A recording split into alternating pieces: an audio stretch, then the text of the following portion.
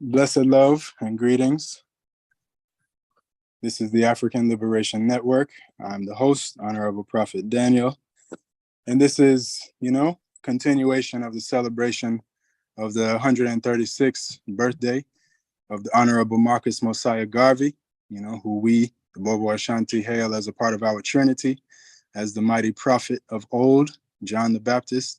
But to others, he's more, a statical figure, a leader, great leader, regardless of religion or class or creed. For Black people, he's a man who organized, millions, thousands of Black people in a time where there was no internet and there was no, YouTube and social media. And he was still able to, create a mass movement. And today, we have here with us a few esteemed and special guests, President and Lady President of the UNIA in the local division in Atlanta. We have the Honorable Brother John Hargrove. He's the President of the UNIA ACL Division 421 in Atlanta. And we also have Sister Ra Ebony Ashley, and she is the Lady President of the UNI ACL Division number 421 in Atlanta. Welcome, greetings and welcome to my esteemed guests. Greetings. Grace first, brother. Grace first, Black Power. Welcome to the African Liberation Network. It's a pleasure to have you. I'm, really excited about tonight's conversation. And, we just really want to create some more awareness of what the UNIA is, what the UNIA does, and also invite the greater community of Black people to, be involved, to contribute to the work of the UNIA. So we're thankful to have you here with us at this moment. Thank you for taking time out of your busy schedules to be with us. And let's go right into it. Welcome again.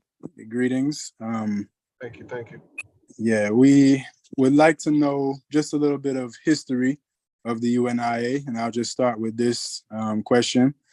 Why was the UNIA ACL established? And for those who are listening, the UNIA, the Universal Negro Improvement Association, the ACL means the African Communities League.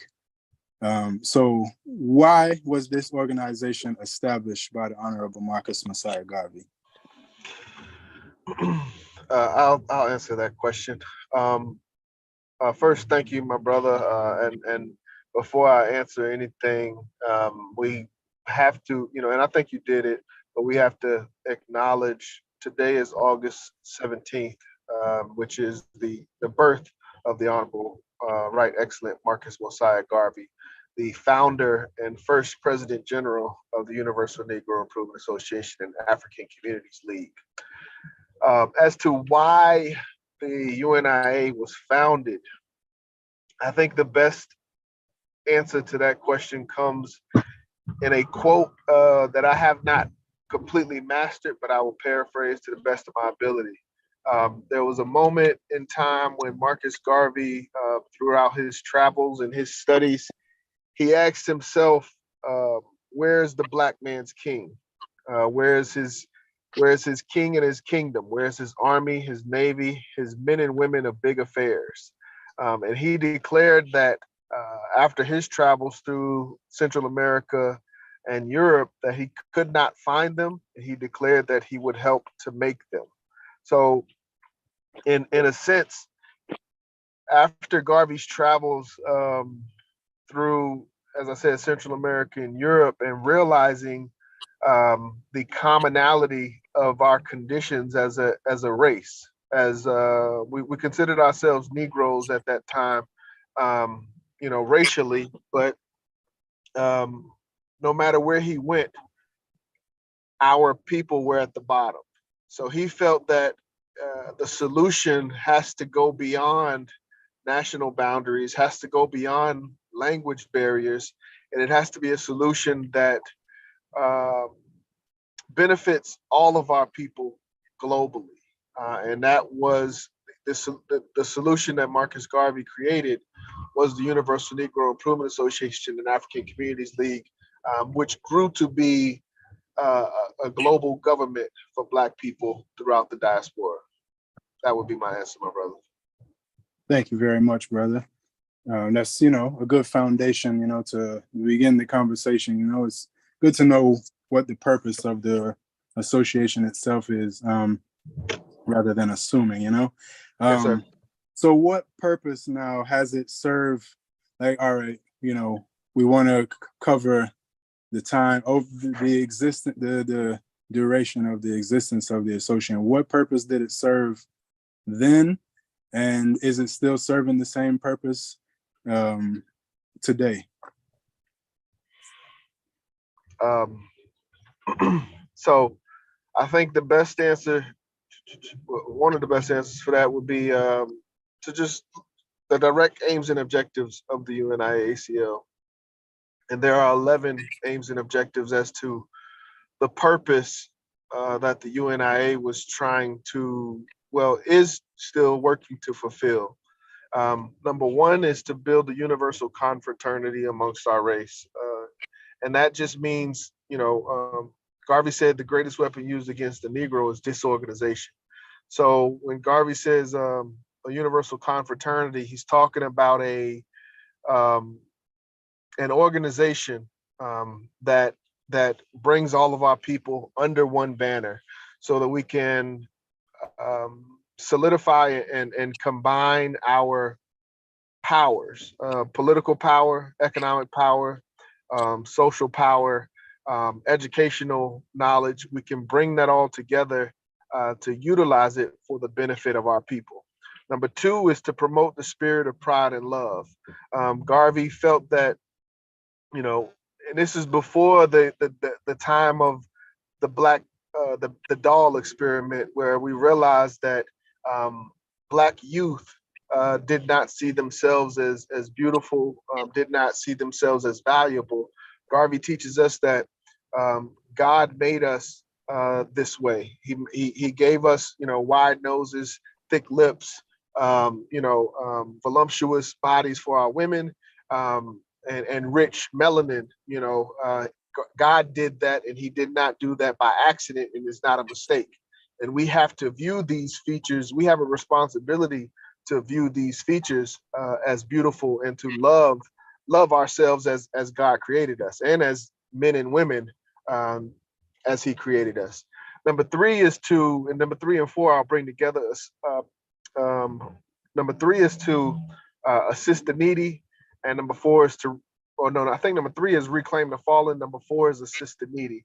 But those are charitable endeavors, charitable calls for those that consider themselves Garveyites or are a part of the UNIA. We have to understand the conditions of our people globally, and we have to acknowledge the responsibility that it'll take to reclaim their divinity.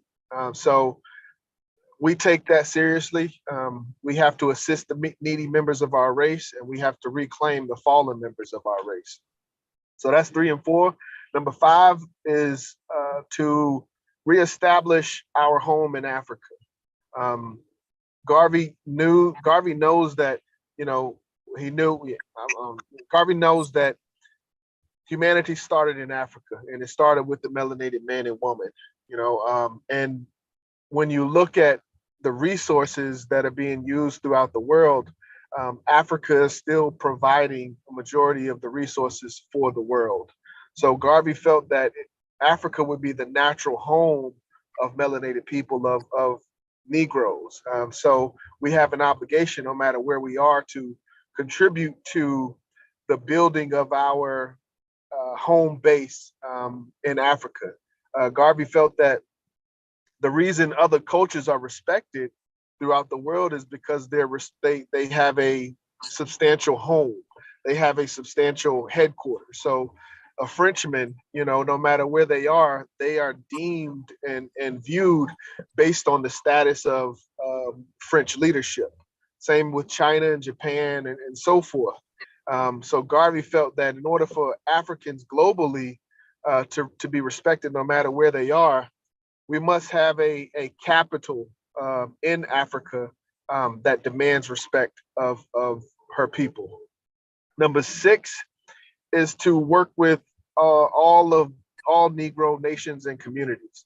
Um, Again, Garvey's vision and solution went beyond national and linguistic barriers. So, objective number 6 states that explicitly. We are not just to um, work within our own homes and in our own communities. From a Garveyite standpoint, that's considered selfish. You know, we we have to understand that we will interact with other cultures and other nations, and if we only focus on ourselves, then we're leaving out everyone else, and as a whole, we're still not succeeding as a people. The motto of the UNIA is one God, one aim, one destiny. But what that means is, in the one destiny specifically, means that there is no individual victories or failures. There are no partial victories or failures. Either we succeed as a race collectively, or we will continue to fail. And that's the position that we're in right now. Number 7 is that we would have representatives in every part of the world where our people exist. Wherever there's a substantial community of Africans, of Negroes, there should be a representative of those people that can state that can express their grievances, express what they need, ensure the safety of that community. But from a political government standpoint, there always has to be representatives, and the UNIA takes on that responsibility to be the representatives of our communities, of our cities, of our states, so that when we do come together and when we do sit at the table, we can have direct representatives that can give an accurate assessment of the needs of that community. That's number 7. Number 8 is to promote a conscientious. Number 8 is to promote a conscientious spiritual worship. So the UNI is a non-religious group. We don't practice any particular religion, although Marcus Garvey himself was a Roman Catholic. We don't have any religious boundaries. We work with Muslims, we work with Christians, we work with Hebrews, we work with, if there's Africans that practice Hinduism or Buddhism, we work with them as well. It's just we have a foundation of monotheism. So as long as you're in a practice that believes in one God, we can work together no matter what you call that God. So that's number 8. Number 9 is our educational endeavor, our educational objective. Garvey says, we have a responsibility and an obligation to educate our children. How can we expect any type of difference in treatment or any type of difference in status if we constantly are allowing our children to be educated by our oppressors? That's the problem that we've had for hundreds of years, is that our children are being taught to accept a position of inferiority. So Garvey tells us that we have a responsibility to create not only schools, but systems of education and institutions of education that redefine education that's beneficial to our people. Number 10 is our economic endeavor. Again, when I said, Africa provides resources to the entire world, and she really shouldn't need anything from anyone else. Garvey promotes us to establish and build an African economy, an African self-sufficient economy. If there's something that is needed from, if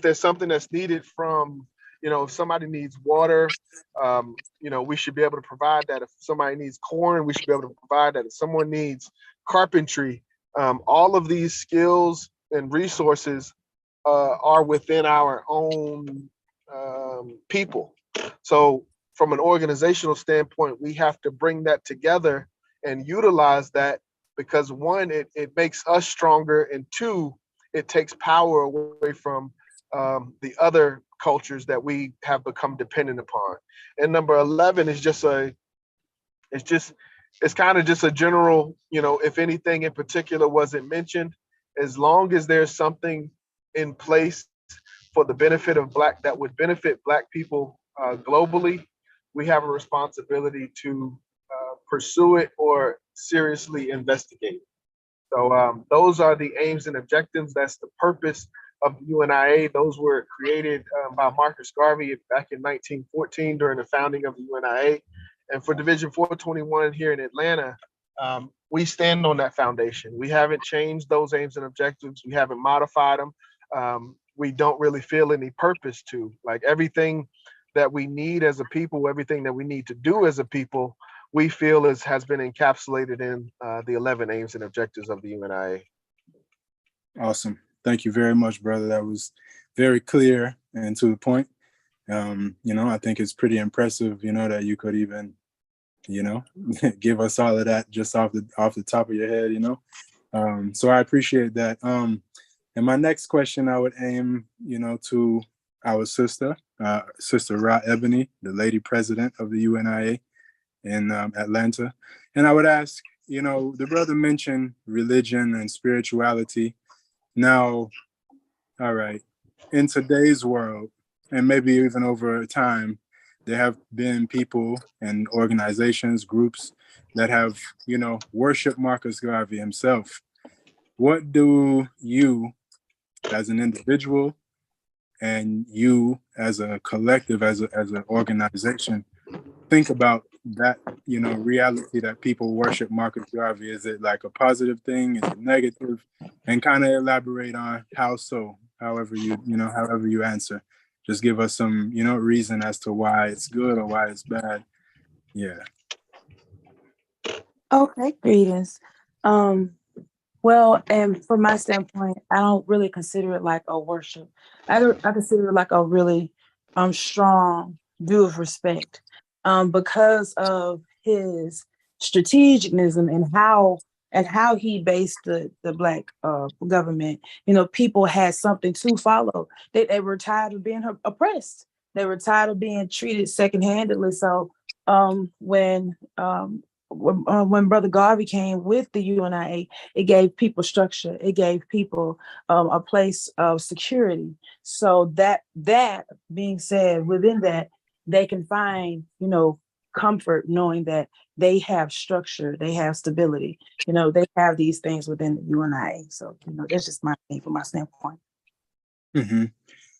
Well, kind of what I was asking is not necessarily if you worship Marcus Garvey, because the reality, like I was, I established in the beginning of the program, is that, like, say, my organization, my association, the Ethiopia Africa Black International Congress, Marcus Garvey is a part of our Trinity, and we see him as God in flesh, as a God in flesh, not necessarily the only God in flesh, but we do worship him, we reverence him, as a differently than just like a respect. So what I was asking, because I know that there are other people who are not necessarily even Bobo Ashanti, who do, revere Marcus Garvey on a different level. And I was just asking, do you think that is a positive thing, or that it's a negative thing, and how so? Do you understand the question? Yeah, I definitely think it's a positive thing, even for people who, don't quote unquote worship him, because, like I said, the structure that he gives everybody of all different paths, a place. Even if you wanted to do work within the UNIA, the things that you learn within the UNIA about unity, about how to coexist with man. You know what I mean? Like, he gives like a standard structure of how to communicate with one another, what I'm saying, and how to recognize different characteristics within one another and how to address those characteristics, or how we should respond to those characteristics. So from somebody who does or somebody who doesn't, Garvey gives the structure on how we all get along together. All right. So you don't see it as a problem that people worship Marcus Garvey? No. All right, good. We'll give thanks.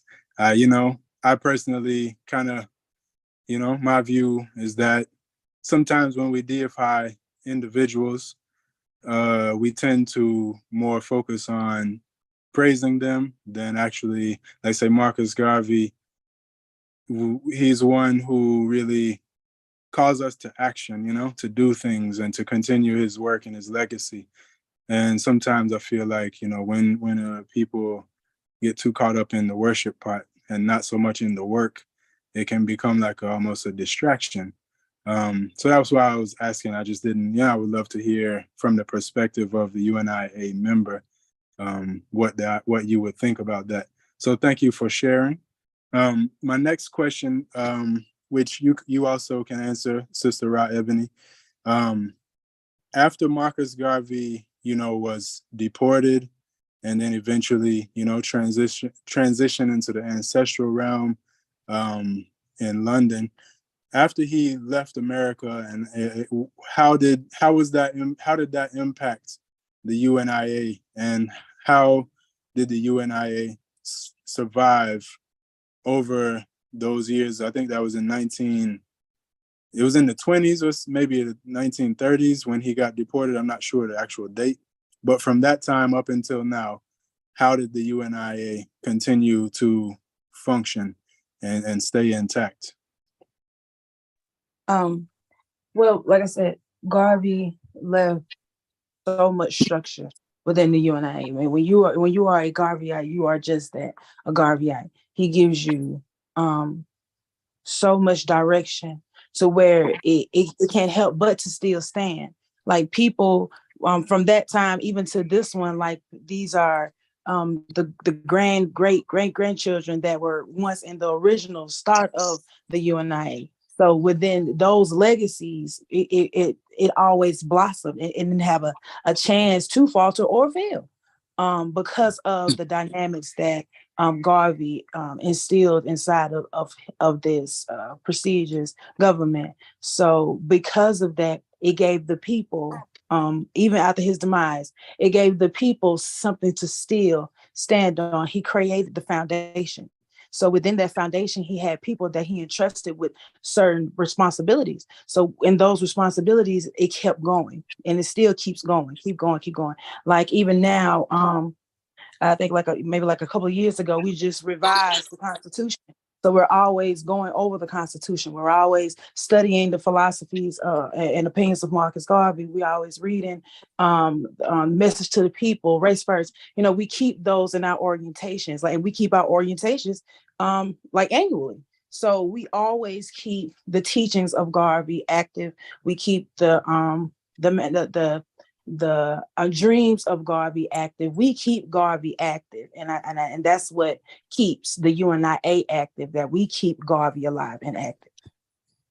Oh, great! Give thanks. That's pretty important, I would say, to acknowledge. Like the structural, the foundation work that Marcus Garvey and the foundational members of the UNIA, the work that they laid down was so thorough that even in his absence, the organization, the association, was still able to thrive and continue to serve its purpose. Sometimes, like say, when the foundational members are gone, organizations will kind of crumble, I guess, if the foundation work isn't done as well. So, is another reason to really respect the work of Marcus Mosiah Garvey, and even, not just Marcus Garvey, because he didn't do it alone, I'm sure. Also the foundation members of the UNIA, the officers, and those who, as you said, he entrusted with responsibilities to continue the work, because that's really what it's all about. Thank you, sister. So now I'll go back to Honorable Brother John, and I would ask, you mentioned in the aims and objectives, education, as one of the aims and objectives within the Black world of people. What historically has the UNIA been doing regarding education, and currently, are there any education programs that are available to the Black, world of people? Excellent question, my brother. So as far as education in the past and education now, The first educational endeavor that I'm aware of the UNIA pursuing was agreed upon in 1937. And that is what the lady president alluded to, message to the people, course of African philosophy. Once that was announced, that was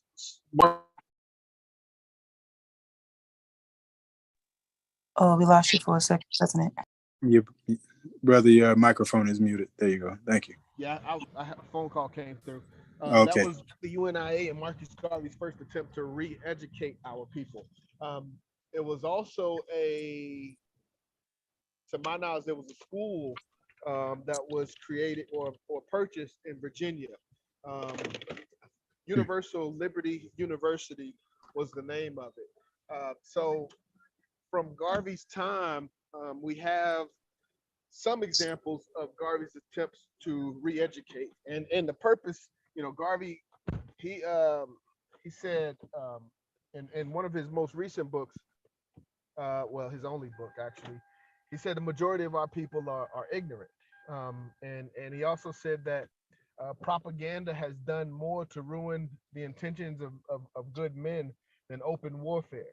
So he felt that the reason why our people were in the condition that they were in educationally was due to the fact that we were subject to other people's education. In regards to our education today, one second. Seatbelt on. In regards to our education today and our education that we provide, that's an excellent question.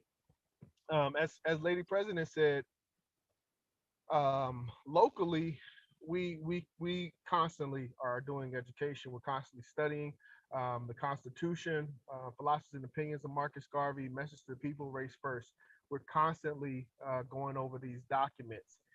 From a national parent body level, organized nationally, there's two classes that we do or that we provide. One is general orientation, and that class just completed last Saturday. We're in the process of doing examinations now. And then there's another course, officers training, which is a course of African philosophy that we do once a year, starting in the end of September, and it goes to about the end of February. But that is my understanding of the past and the present educational endeavors of the UNIA. Thank you very much, my brother. The African Liberation Network is really an educational entity. What we focus on is, educating ourselves and our people about Africa, how to free ourselves from, the situation that we've been in. And, so any things that we can direct the people to so that they can further their education, I think is a positive, so give thanks for the UNIA members keeping, Marcus Garvey's teachings alive, in practice, not just in theory, but in practice. I really appreciate that. Because it's one thing to just study a person, as like a history lesson, but it's another thing to take what you learn and apply it, in real time. And that's what I feel is really, that's what honors a person the most. He put in the work to write these books and put all that work down for us to not just read it and memorize it, but to actually, do it. Yeah. So I give thanks, for the UNIA continuing Marcus Garvey's legacy and work. Yeah. And moving forward, I would say this one's a general question, whoever wants to take it. Is the UNIA a government? And if so, how is it a government? Lady President, you want me to take this one? I don't know if you can hear me. Can you hear me? Well, how about if you answer, and then if you leave out anything, we'll give the lady president an opportunity to, comment as well before we move on. I would actually prefer the other way around. Okay. Like first. Fair enough. Lady President, you there? Well, in her silence, I'll go ahead and answer the question. Her microphone is muted. She may be All tired. right. All right. Is UNIA a government? And if you said how, if so, what was the Yeah, if it is, how would you explain that? Whew, excellent question. I love that question. Is the UNIA a government? Yes, it is. UNIA ACL was originally founded as an organization, I believe July 15th, 1914. That's when the official UNIA began.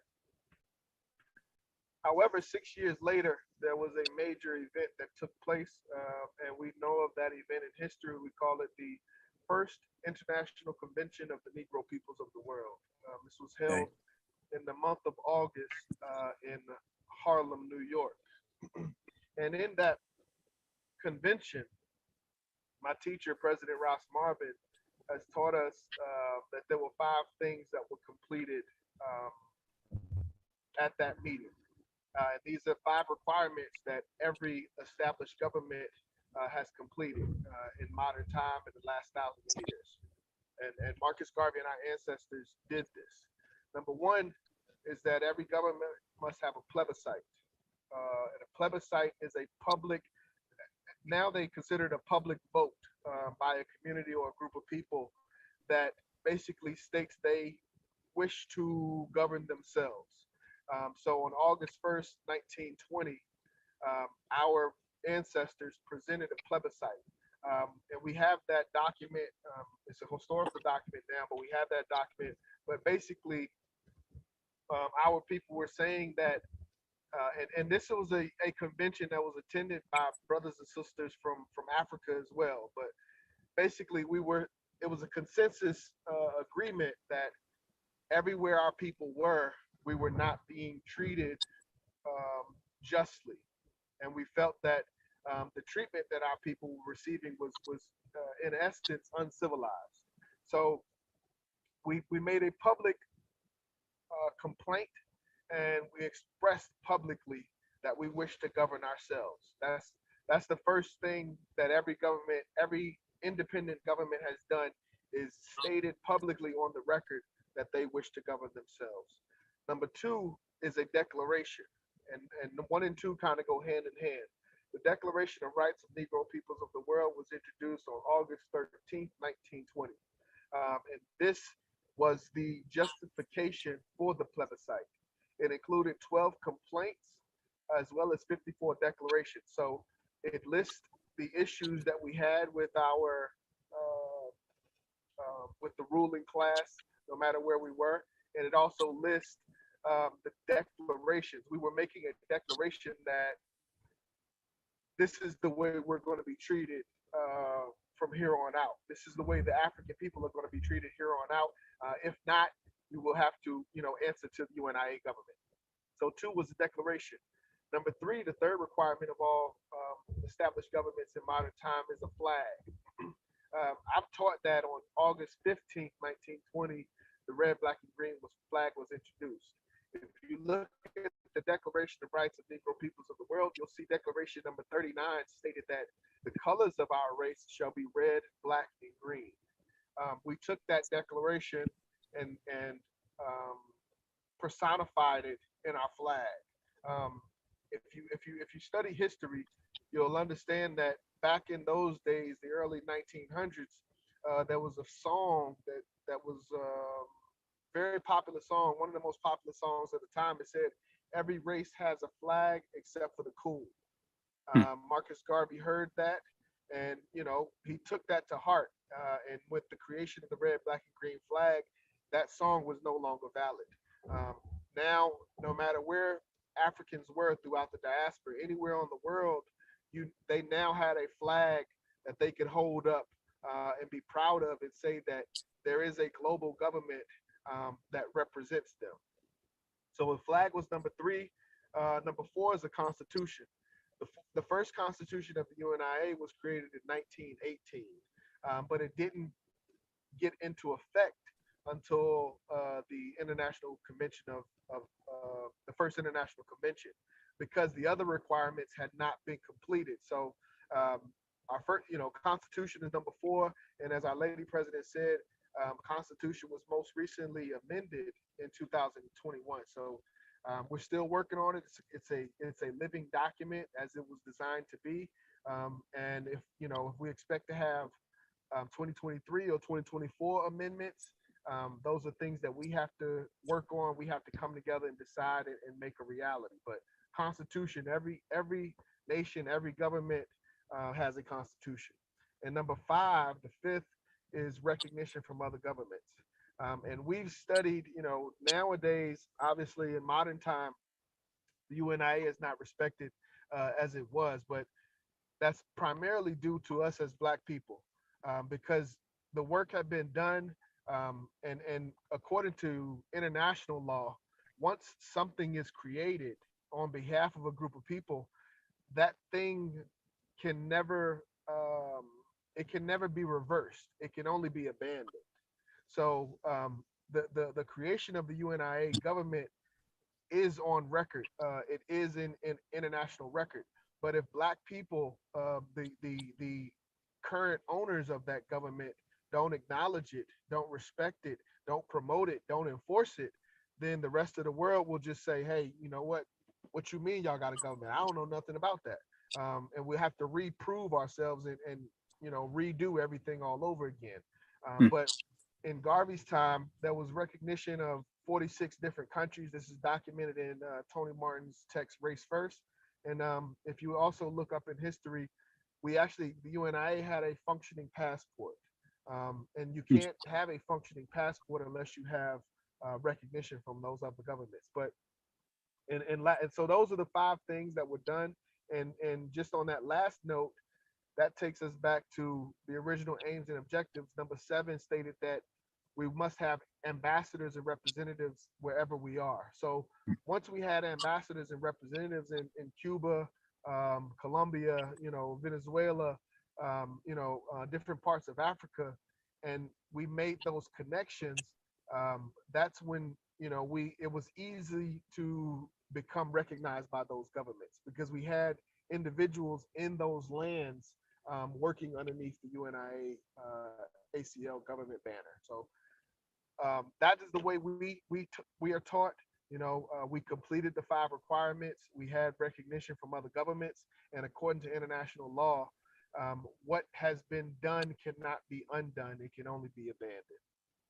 Thank you very much. That was a great answer. I would like you to help me list those 5 things one more time, just without the explanation, so people can get, that clearly. Gotcha. Plebiscite, August 1st, 1920. Declaration, August 13th, 1920. A flag, August 15th, 1920. A constitution that was created in 1918, and then recognition from other governments. Those are the 5 requirements. Thank you very much, Brother John. Honorable Sister Ra Ebony, did you have anything to add to that? No, I don't. I'm not sure if you can hear me, but race first. Happy Garvey Day, happy day of Messiah to everybody. I can hear you, but it's a little bit muffled. Can you repeat that? You have to unmute again. Sister Ra Ebony, could you unmute?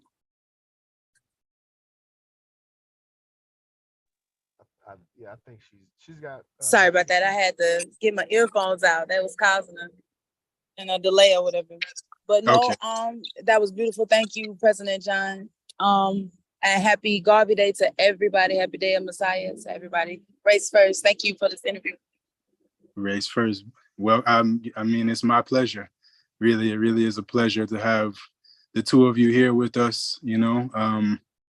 Your work, it speaks for itself, and so the honor and pleasure is all mine. I'm really happy to have you here to, help my viewership to get a better understanding of what the UNIA ACL is, what it does, how they can be a part of the movements and all of these things. So, I feel like we are both, or 3 of us are doing each other a service, by having this conversation publicly for, the Black world to tune in and get a better understanding I mean, many people know about Marcus Garvey, but I think he is more of a historical figure than uh, like he's. I think we view him too much historically and not enough current. If that makes sense, I think we need to really tap in more into the present and keep the work alive. So yeah, I appreciate you, Brother John. I appreciate you, Sister Route Ebony. And moving forward now, I would ask, all right, Africa. This is the African Liberation Network, and the the Black Star Line, and even I noticed in the Negro world there was a redemption fund, for buying land in Africa. I know there was certain movements that Marcus Garvey had made to even work with the governments in Africa to have land and welcome, people from the diaspora home. So, I would ask, and either one of you can answer, whoever feels the best qualified, and like on any of these questions, if the first person answers and the other feels like there's more that needs to be included, just speak up, and I'll give you space to reason as well. So how is the UNIA, well, I should say, is the UNIA still Africa oriented and focused? And if so, how is the UNIA working with Africa, African people, African governments, African organizations, whatever the case may be, to like bridge the gap? And also, like, Marcus Garvey, you know, he said that Africa should be like the foundation, for Black people universally, so that, like as Brother John mentioned earlier in the reasoning, that we as a Black people, like other people that have a home, they're respected everywhere they go. We as Black people, our home has been, colonized and exploited for so long that it has become weak, so Marcus Garvey made that statement to say that Africa must be strong for us to be strong. So yeah, back to the question, how is the UNIA interacting with Africa and African people and organizations? Lady President, did you want to take a shot at that?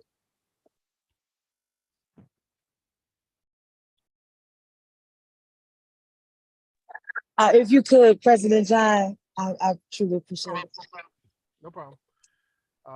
How you said, how is the UNIA working in Africa or with Africa today? Yeah. Excellent question. And as you said in the preface to the question, um, that is our goal. Again, going back to the motto of UNIA: one God, one aim, one destiny. When you study course of African philosophy, Garvey kind of elaborates on that one aim. He basically says that the goal of the UNIA is to establish a sovereign nation on the continent of Africa. So, you know, we're still working towards that, and not just a sovereign nation, but a sovereign nation that is unified, that unifies the entire continent of Africa. So we still have that same objective and strategy. Also, in addition to the motto, we have a slogan. Slogan: Africa for the Africans, those at home and those abroad. There is no UNIA, outside of working with Africa. As far as how we do that today, there's a couple ways. Um, One is organizing. So we've been working with, let me make sure I'm saying this right, Niger, to establish a division in Niger. We had worked with Ghana in the past. I'm not sure if we still have a connection with Ghana today, but there was one time in the recent history, past couple years prior to the pandemic, where we had a Ghana division. And we also have a strong presence in Liberia. And Liberia is probably, yeah, it is the strongest area for the UNIA.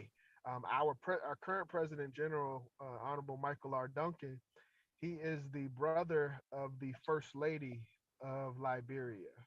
So the the ruling leader, his wife is the president general's sister. So the president general himself, the 11th successor to the 10th successor to the Honorable Marcus Mosiah Garvey and the 11th president general of the UNIA, they have regular trips to Liberia, to work with Liberia, but also to develop a UNIA program that has become known as Liberty Farms. So in Liberia, the UNIA President General has purchased some land for the to be cultivated and to grow crops. And they've been doing this now for, I want to say, a couple years.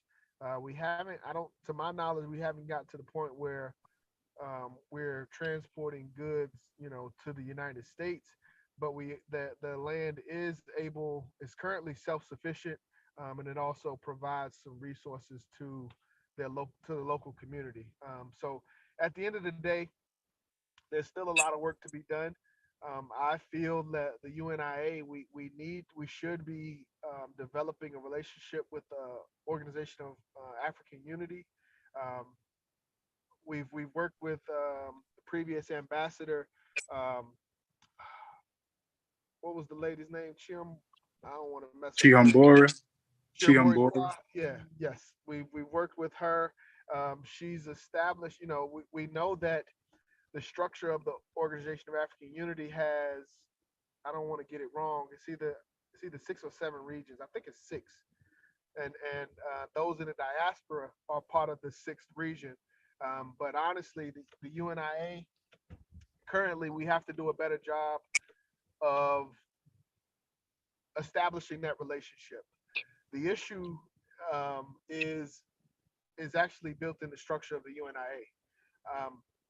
According to the Constitution of the UNIA, all international dealings are handled by a small group that's under the parent body. So each of the local division presidents, we really don't have any authority or approval. Well, I'm not gonna say approval. We don't necessarily need approval, but our job as local leadership is to build local leadership, and anything international is handled by our parent body. But that's the best examples that I'm aware of the current UNIA working to continue that relationship with Africa. At the end of the day, I personally feel we have to do a lot more, but the problem is so much need for our people everywhere we are, so if we were to not, I don't even want to say take our focus off of Atlanta and, try to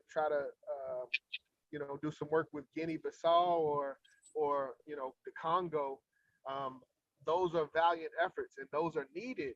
But at the same time, there's hundreds of thousands of our people that are right here next door that are dealing with some of the similar issues. So it's difficult for us as local representatives to kind of speak on the international relationship, but what I've just explained is the best examples that I can give.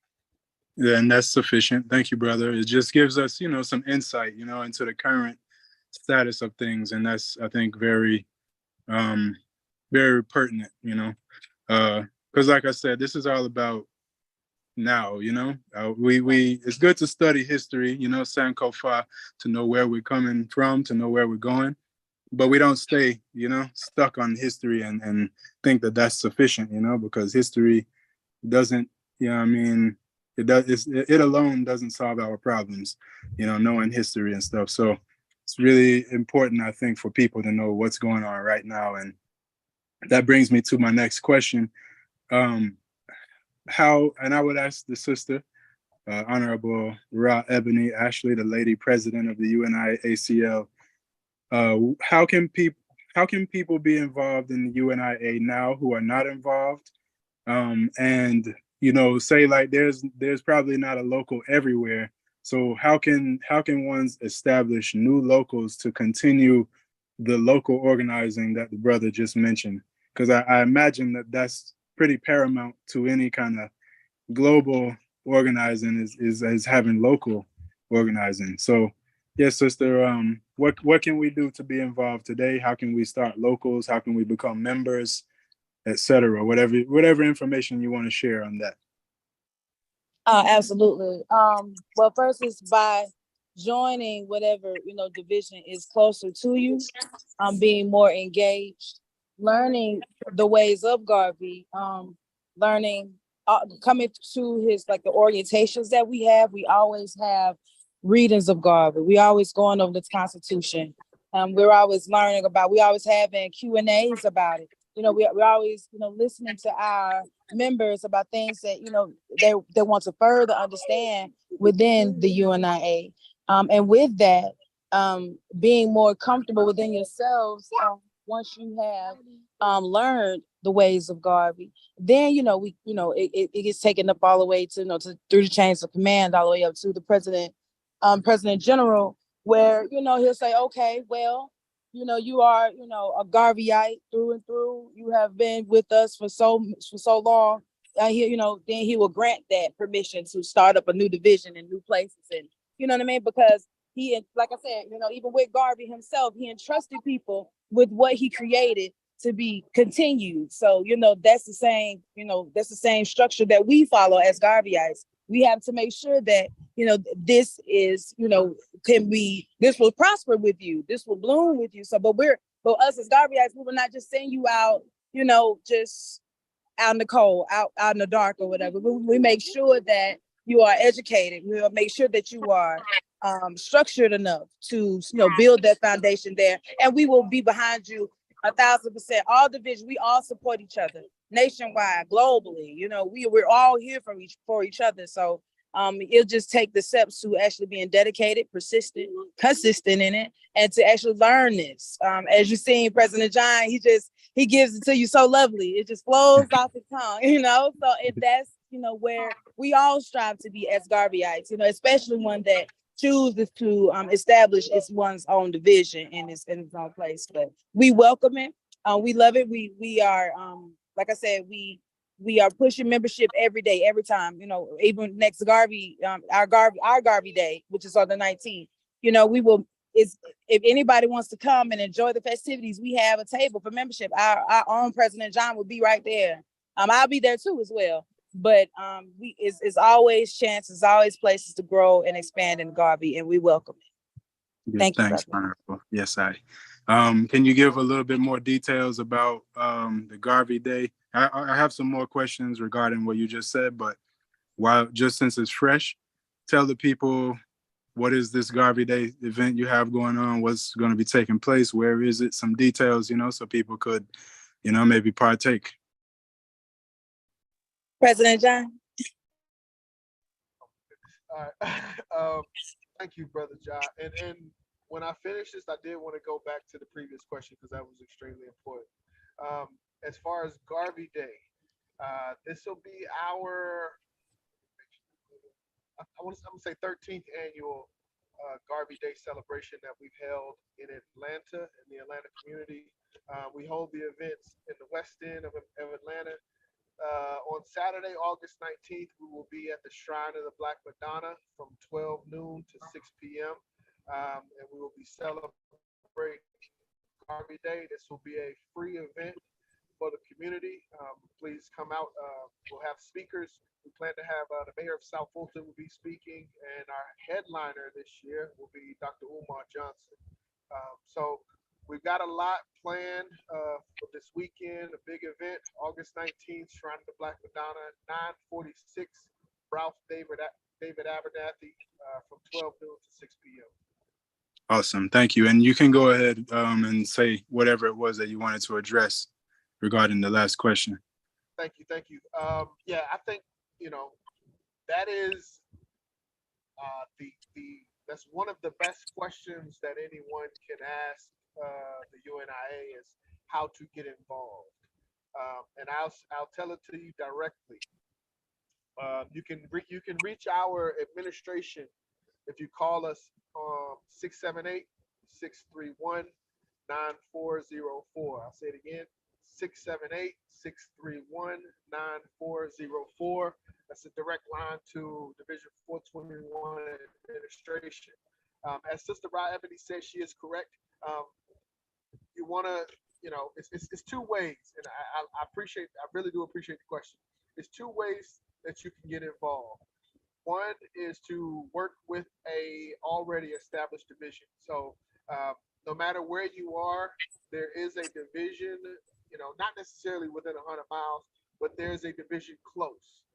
And we kind of divide up, the membership based on the closest division. So you being in North Carolina, your closest division, I mean, it could be Atlanta or it could be Baltimore. That would be up to you to decide. You have that freedom. But if there's not an established division in your region, you can join one of the nearest divisions. And also, if you're looking to join or information on joining, we do have a Facebook page, UNIA ACL Division 421 Atlanta. We have a YouTube page, UNIA Division 421 Atlanta, and we also have an Instagram, UNIA 421 ATL. So if you're interested, you want to help fulfill the vision of Garvey in our time. Those are great resources. We're always active on those resources. So, if you need an application or something, we can communicate. The second, as Sister Rabbity kind of alluded to, is creating a division locally. And per the Constitution, there's a requirement that it only takes 7 Africans. If you can find 7 people in your region that wish to start a division of Marcus Garvey's UNIA ACL, come together, make that commitment together, reach out to your nearest division and let them know, as Sister Rabbity said, you want to get in touch with the President General, you want to create a division in your region, and we can make that happen with the small financial commitment of it's $50 or $56 each for the first year. So 56 times 7, what's that? 350 plus 30. It's like $380, $400 for 7 people to start a new division. So that would be the answer, my brother. Thank you very much, both of you. And I strongly encourage our listeners, viewers, to reach out, and see how you might be able to assist the work or participate in the events but if you really love Marcus Garvey, then it's a duty, it's a call to action to do something, show that you love him. Where's your loyalty, show that you love Black people by doing something. Yeah, that's what it's all about at this time, but I don't have any more questions. We're winding down as we have more guests lined up. But I really greatly appreciate the Honorable Brother John Hargrove, the president of the UNI ACL Division 421 in Atlanta, and the Honorable Sister Ra Ebony Ashley, the lady president of the UNI ACL Division 421 in Atlanta, for being with us on the African Liberation Network. It's a great pleasure to have you, and I hope to have you again when we have some more, specific topics. This was kind of an introduction to the UNIA, but I'm definitely going to be calling on you again to help us understand and to be active and to really continue the work of the Honorable Marcus Mosiah Garvey. So thank you very much, my brother and my sister. Thank you, my brother. It's my pleasure. Race first, and happy birthday, Marcus Garvey. Yes, I. Race first. Thank you. Peace, peace. Well, thank you again. Feel free, you can, just exit the meeting whenever you're ready, and we'll move right along. Give thanks again. Thank you, my brother. Peace. Yes, all right. Thank you. Yeah, we'll be in touch. Yes, Royal Family, give thanks. This is the African Liberation Network, continuing the celebration of, the 136th birthday of the Honorable Marcus Mosiah Garvey. Yeah, we were just, reasoning with, leaders of the UNIA, the current UNIA, yeah, keeping the work of the Honorable Marcus Mosiah Garvey alive. Yeah, we give thanks for their contributions for all UNIA members. Yeah, and I encourage, those who are in Georgia, in North Carolina, South Carolina, all the, neighboring states, if you can attend the Garvey Day celebration function that they're having in Atlanta, I encourage it for sure. I also encourage you to reach out to them via the number that the brother shared, or the Facebook or YouTube. Just get in touch, however you can. And yeah, just give us strength if you can. Moving right along, we have more guests, more esteemed guests. As we are celebrating and acknowledging the Silver Jubilee of the CRO, which is the Caribbean Rastafari Organization, we have with us a few guests. We, I think, are waiting for the arrival of one more guest, but we'll go ahead with the program and hopefully the sister will join us in time. With us currently, we have Honorable Bongo Wisely Tafari in St. Lucia in the Caribbean. He is the chair of the Caribbean Rastafari Organization. Blessed love, brother Bongo Wisely, Honorable Elder. Give thanks for the presence. Just ask you to unmute your microphone. Blessed love. Thanks, Rastafari. Blessed love. Welcome, welcome to the African Liberation Network. It's a pleasure to have you. Yeah. And we also have with us the Honorable Ross Iroy. He's the co-chair of the Caribbean Rastafari Organization. He's the chair of the St. Kitts and Nevis Organization of Rastafari Unity. So, give thanks for thy presence as well, Brother Elder Ross Iroy. Welcome. Yes, I greetings in the divine name of His Majesty, Emperor Haile Selassie and Empress Menen. Give thanks for being here. It's really a pleasure. Really looking forward to an upful discussion surrounding this day. Same here. Give thanks for the presence. Thanks for taking your time out to be with us. We want to use this opportunity to create awareness, consciousness of Black, Pan-African, Rastafari, upful movements, things that are currently happening, progress that's being made. So our viewers and listeners can be active, can help to determine our own destiny, Yeah. So without further ado, we'll go right into the reasoning. So the Silver Jubilee, that means how many years has the CRO been in existence? Silver Jubilee is 25 years. All right, 25 years. So that's going back to what, 1998? Yeah. All right. So now the beginning of the CRO, as I, got from a document that was shared by the Honorable Bongo Wisely, was at the Rita conference. Am I right in saying such? Yes, go ahead and continue. All right. So can you give us a little bit of background information? What happened at the Rita conference that inspired whoever, I don't know who was the formers, the foundation, who created the CRO, but what was the inspiration? What happened at this Rita conference that created the need or the inspiration for the CRO to exist?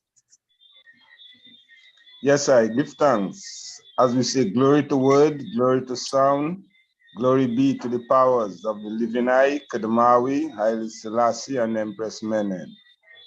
Give thanks, family, give thanks, Jah Daniel, for the invitation, to the CRO to share with our viewers, our listeners, the blessings which His Majesty has bestowed upon I and I, Yes, As we see, we are presently into the Silver Jubilee of the Caribbean Rastafari Organization, 25 years, because the Caribbean Rastafari Organization came in existence at the Barbados Conference in 1998.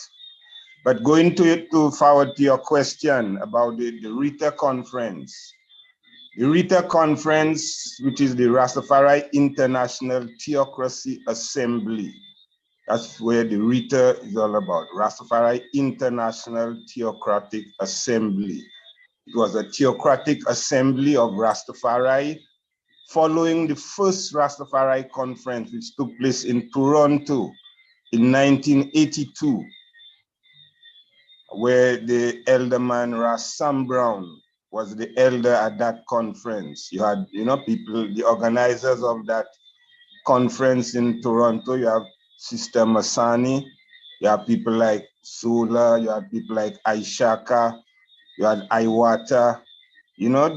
These are some of the names, of the organizers.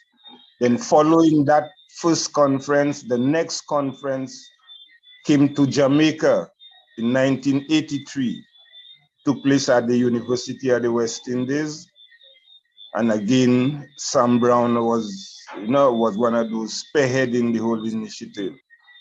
Now, out of that conference came 22 resolutions, and 2 of them are of significance to our reasoning here tonight. The first one, which spoke about the establishing of a global sovereign Rastafari government and secretariat. And the number 9, which went down to in details to speak about establishing Rastafari organs in all the various territories where we exist, and those organs should comprise of representatives from all the existing mansions which exist. Right. So yes, there were other, as I said, there were 22, but we will just deal with these 2 for the moment. Now, the first one, a global Rastafari sovereign government and secretariat. Now we know how Rastafari has been scattered and dispersed throughout the world. Now for that to happen, a global Rastafari government to come into existence, it has to start from the bottom, from the bottom and then come up, meaning in the various territories where we do exist as Rastafari, we need to organize ourselves, which is what the number 9 resolution speaks to. In our various territories, we're supposed to establish Rastafari organs comprising of representatives from all the existing mansions. Because there are areas where, all 3 mansions existed. There are areas where probably only 2 existed, and so on. So based on the situation, we would like to see that national organization comprising of representatives from all the various mansions. Yeah. So as a result of the 1983 conference also, number of us from the so-called small islands, Eastern Caribbean states, some of us, it was our first time visiting Jamaica, getting exposure to the parent house, the ancient council, the elders of the movement, So in us establishing that connection with the elders, then you had that network of events which followed. For example, in 84, a delegation left Jamaica, went to Barbados, St. Vincent and different islands. In 86, a delegation came to St. Lucia and Antigua, Barbuda, and those delegations were headed by the patriarch, Ras Bonagis, from the Nyabingi house, So then now out of that communication between us within the islands, it brought a togetherness, a kind of a family vibration, because during the centenary trod, the said Ras Bonagis headed a delegation which visited 13 different islands, where we went from island to island, spreading the culture of Rastafari, the Nyabingi order, to ones and ones. you know. So all of these played a part in bringing that togetherness, that family connection between us in the Eastern Caribbean islands, you know. And most of those islands were, we could access them by boat sometimes, you know, so it was not always airline ticket required, you know. Boat, you know, there would be ferry services available and we could just hop on a boat and reach our next island, them kind of a way there, you know. So it's all of that which really brought that togetherness.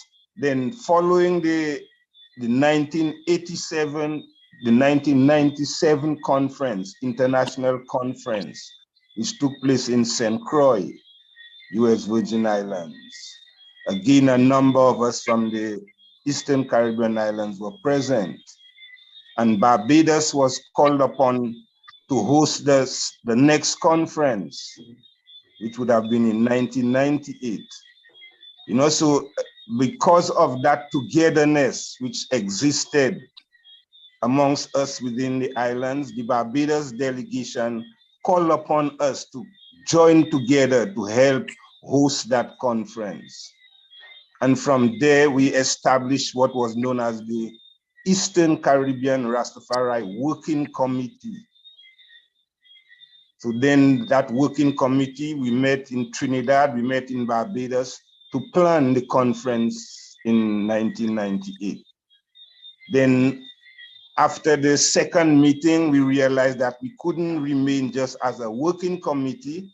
So we upgraded to what we call the Eastern Caribbean Rastafari Organization. So we form a proper structured organization with the intention to be registered, etc., etc. You know. So at the Barbados conference also, a charter was tabled to establish the Eastern Caribbean Rastafari Organization. Right, and that went through, and the Eastern Caribbean Rastafari Organization was established, comprising of the members of the Eastern Caribbean islands, as well as Barbados and Trinidad and Tobago. Because from the onset, Trinidad and Tobago and Barbados have always been within that family network among us, you know. Well, although Trinidad and Barbados were considered more developed countries, you know, but then we were considered the less developed countries, you know, but that togetherness from the Rastafari perspective, it has always been there. So both Trinidad and Barbados were part of the Eastern Caribbean Rastafari Organization. Then as we move ahead, there was interest, membership interest from outside of the Eastern Caribbean network. You had the French-speaking islands, you had even people from as far as St. Croix, you know, St. Martin, you know, Puerto Rico, who wanted to become members. They applied to become members, and at one of our summits, we decided to change the name from the Eastern Caribbean Rastafari Organization to the Caribbean Rastafari Organization. That's how the name, the Caribbean Rastafari Organization, came about. And as we've stated, the greater vision of the CRO has always and will always be the unification of the Rastafari community throughout the Caribbean region. At the moment, when we first started in 1998, in Jamaica, there was the RCO, the Rastafari Centralization Organization, you know, which we got inspiration from, you know, being in Jamaica from 83 and so on, you know. But then somewhere along the line, you know, that organization, I think probably after the transition of Ras da Silva, who was the chairman, you know, it seemed to have taken a nosedive. And up came the Millennium Council by the year 2000.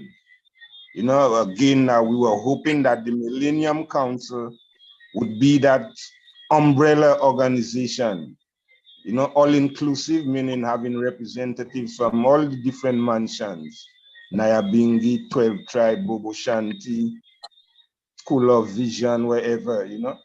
that all of, that the Millennium Council would have been that kind of a unifying body, but it doesn't seem to have worked out that way, Presently, I think there is a process ongoing to kind of come up with that same kind of a all-mansions institution in Jamaica, which then now would become part of the CRO and to embrace the whole Caribbean.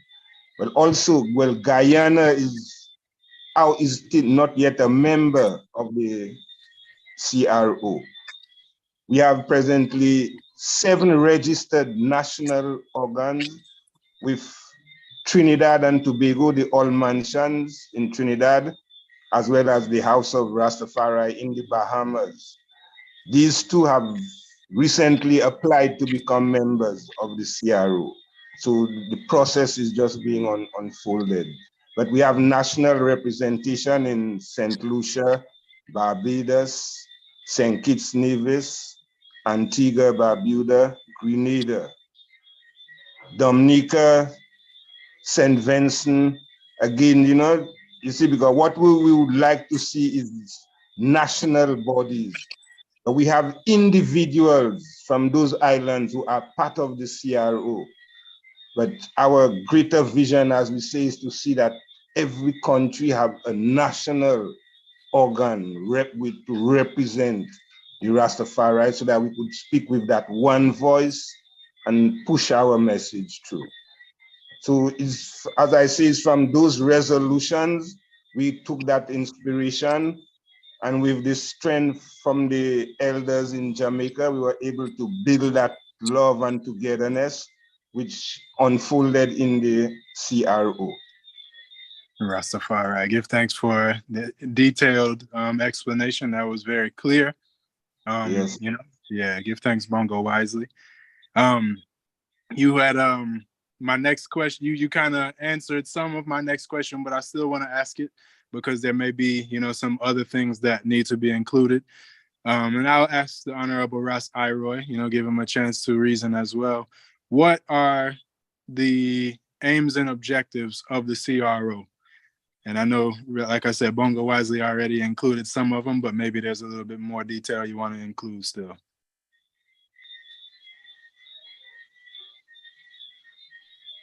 Yeah. Ras That's Iroy. right.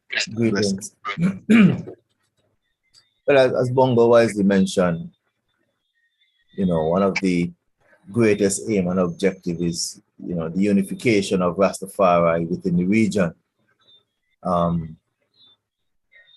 There's also a great importance of setting the necessary links within, a more international community, including the African continent. And so CRO has been very instrumental in that, making the necessary links with various organizations and individuals throughout the African nation. It's also very important for CRO to be involved in representing the Rastafari community matters of international interest and international concerns, things that will affect I&I in common. We have had the whole cannabis issue, which is upon us. We've had the whole reparations issue, which is also upon us. And so these are areas in which the CRO is heavily represented in terms of making sure that individual countries would have a voice, and then as a collective, CRO would be able to address that collective from a CARICOM standpoint. A body in which we have quite a bit of representation. CRO also is responsible in terms of its aims and objectives to recognize and enhance cultural and more cultural and traditional activities throughout the region. That collaboration of of ones-on-ones in the different region would enhance things like trade amongst I, which is something that is very important. And not just amongst the islands, but also with the motherland. So that trade and industry and culture is definitely, high on the agenda of activities for CRO.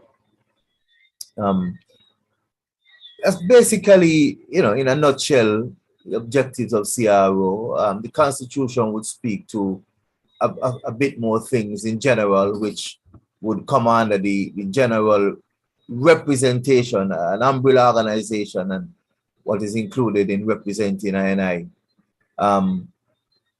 in the more international arena. Rastafari. Honorable Bongo Wisely, you want to add anything to that, or free to move on? Yeah, more or less, yeah, we could move on, because to organize and centralize, the Rastafari community, in essence. Yeah. Yeah, just let it be known that any of the questions, that I ask, I would love, if one person answers, if the other has something that you want to include that they may have left out, just, let me know, and I'll, make sure that each person gets to speak on each question. Because two minds, sometimes is better than one still. So give thanks, so far. It's great information. So, all right. Unity was at the center, the core of the reason for the formation of the CRO. Now, what is unity for Rastafari? What does that look like? What can it look like? And why is it so important? And I don't really mind who answers. If both of the items want to answer, freedom, But let's just go into the aspect of unity. What is that going to look like? And why is it so important for Rastafari to unite? Well, again, as His Majesty said to I, unity is the accepted goal. United we stand, divided we fall. Right? So from using these as our benchmark, definitely we see the need for us to unite as a people, because knowing our history, what colonialism had done to us as a people in terms of scattering us, dividing us, and it was divided to conquer. That's how they were able to conquer us, by dividing us. And it's when we come together, then we'll be able to be strong. So in terms of the unity, is from that perspective, as a people, we need to see the importance of coming together. But then how do we come together? That is always the bigger question. As His Majesty say, there will always be differences among us, because some of us grow up from different environment, different background, different status, etc. Different, because in this world they have first class, second class, third class, all them kind of things there. So in terms of the unity, there will be differences, but His Majesty again informed us that we should never allow those differences to be obstacles or stumbling blocks in our way towards achieving unity, meaning that we must exercise tolerance and goodwill towards one another. Some brethren come with another perspective, it is different to yours. Don't just shun him and just ignore him or call him all kind of thing and say, well, this and that, you don't know.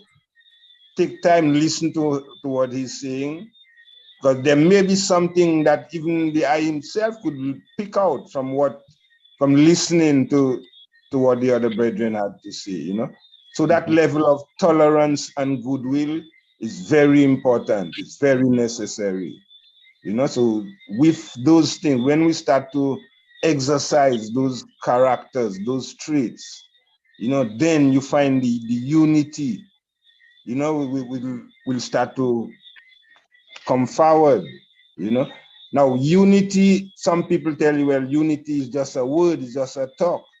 But what we really need is functional unity. Yeah?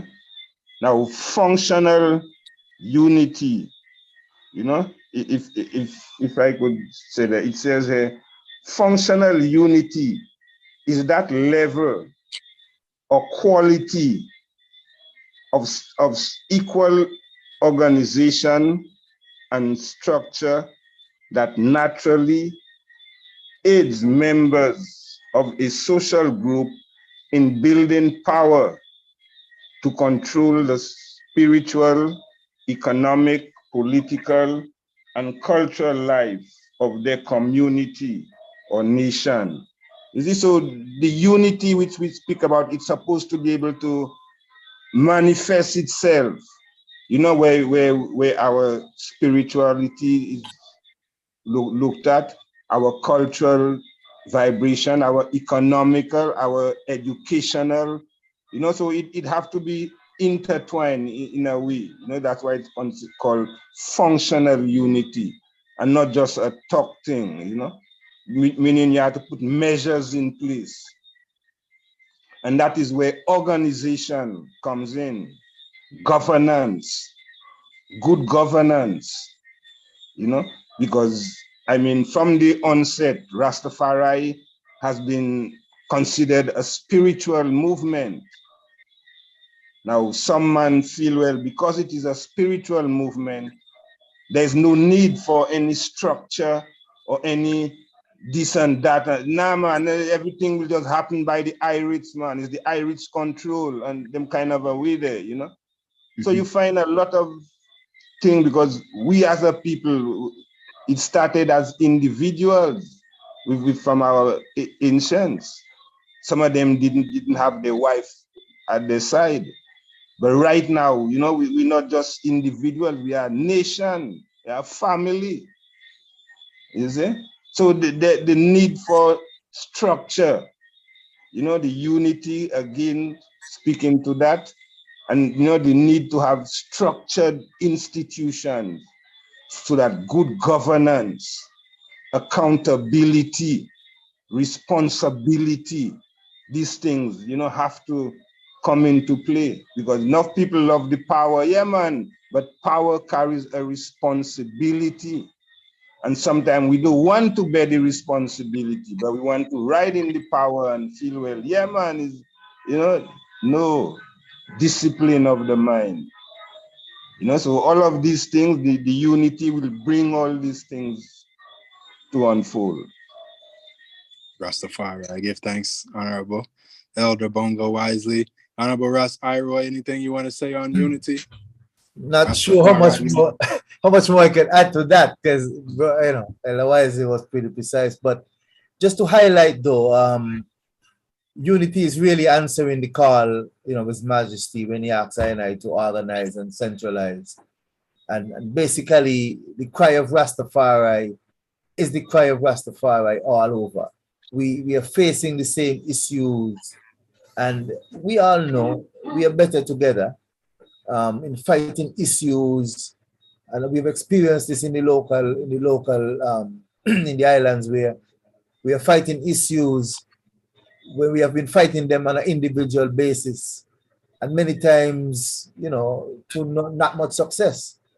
And since we have used that approach of the collective, you know, a national organization, and we have been breaking barriers and pushing obstacles aside.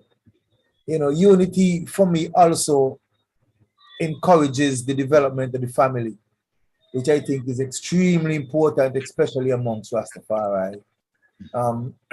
Initially, as wisely mentioned, we had more of the lions, you know, around and chatting.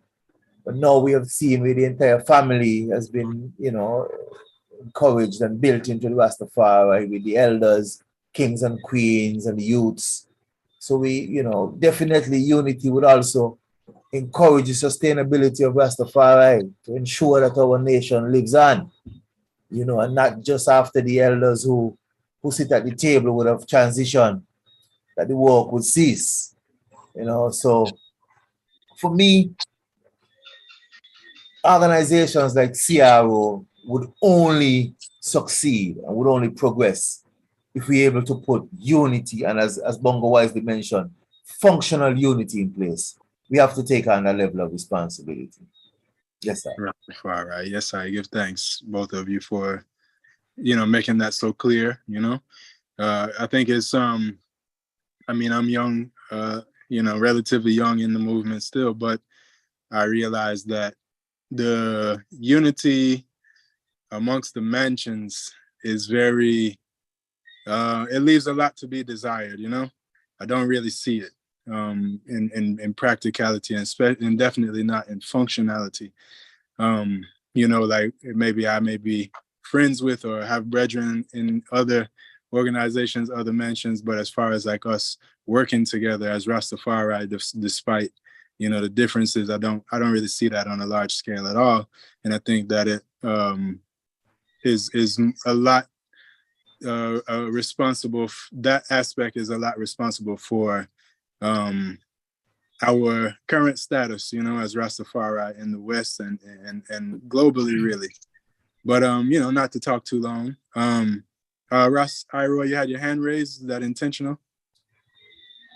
Yes, I just wanted to, maybe just share from my experience in terms of the OIU, the Organization of Rastafari Unity, which is an umbrella organization in St. Kitts Nevis.